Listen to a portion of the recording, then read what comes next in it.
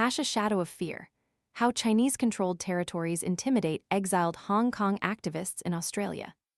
The tranquility of Australian cities like Adelaide and Melbourne has been shattered. A chilling campaign of intimidation, orchestrated from within Chinese-controlled territories, has targeted prominent pro-democracy activists who sought refuge in Australia, exposing a long arm of repression reaching far beyond Hong Kong's borders. This isn't mere political dissent.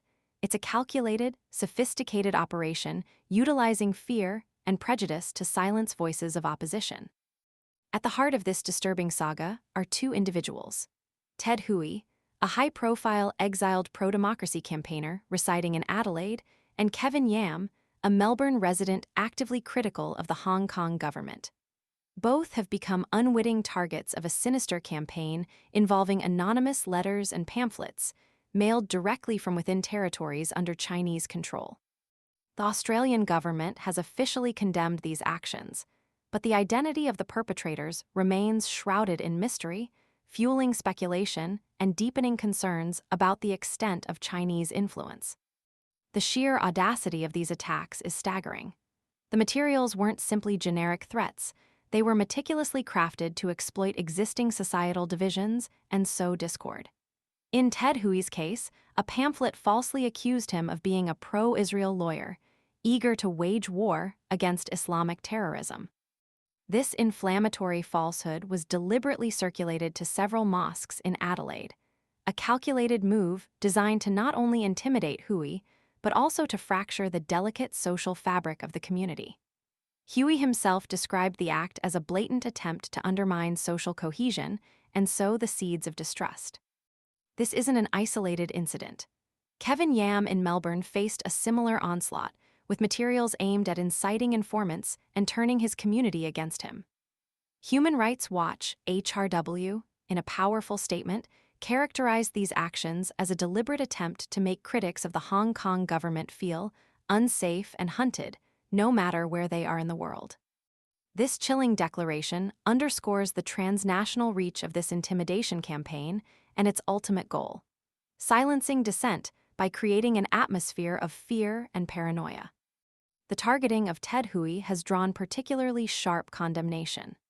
A prominent Jewish organization has vehemently denounced the attempt to weaponize antisemitism against him, describing the tactic as disgusting and highlighting the calculated cruelty of associating him with a fabricated narrative of anti-Islamic extremism. The Australian federal opposition has joined the chorus of condemnation, directly accusing a foreign actor, implicitly pointing towards China, of exploiting antisemitism as a tool of political repression. The implications of this clandestine campaign are far-reaching. It highlights the extraterritorial reach of Hong Kong's controversial national security law, which grants authorities sweeping powers to prosecute individuals anywhere in the world for acts or comments deemed criminal.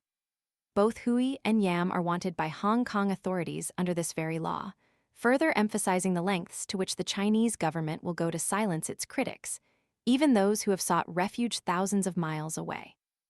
This isn't just about individual intimidation. It's a direct attack on freedom of speech and the principles of democratic governance. The meticulous nature of these campaigns, the utilization of inflammatory falsehoods, and the calculated targeting of religious communities demonstrate a sophisticated and deeply concerning operation. The silence of the perpetrators only amplifies the gravity of the situation. The international community must not stand idly by while this campaign of intimidation continues unabated. HRW call for a thorough investigation by the Australian government is crucial. Holding those responsible accountable is not merely a matter of justice. It's a necessary step to protect the rights of exiled activists and to safeguard the principles of freedom and democracy. The world is watching, and the failure to act decisively will send a chilling message that oppression knows no borders, and those who speak truth to power will be pursued relentlessly, no matter where they find sanctuary. The silence of the international community emboldens these acts of intimidation. Resolute action is required to protect the vulnerable and uphold the values of a free and open society. The future of democratic ideals hinges on the response to this blatant abuse of power. The Australian government and the international community must demonstrate their unwavering commitment to protecting those seeking refuge from oppression and holding those responsible for these abhorrent acts accountable. The silence is deafening, and the stakes are undeniably high. The continued intimidation of these activists not only violates their human rights, but also undermines the very foundations of democratic societies worldwide. The world must stand united in condemning these actions and demanding justice for those targeted. This is not merely a localized incident. It is a stark warning of the growing threat to freedom of speech and the relentless pursuit of dissent by authoritarian regimes. The time for decisive action is now. The future of free speech depends on it.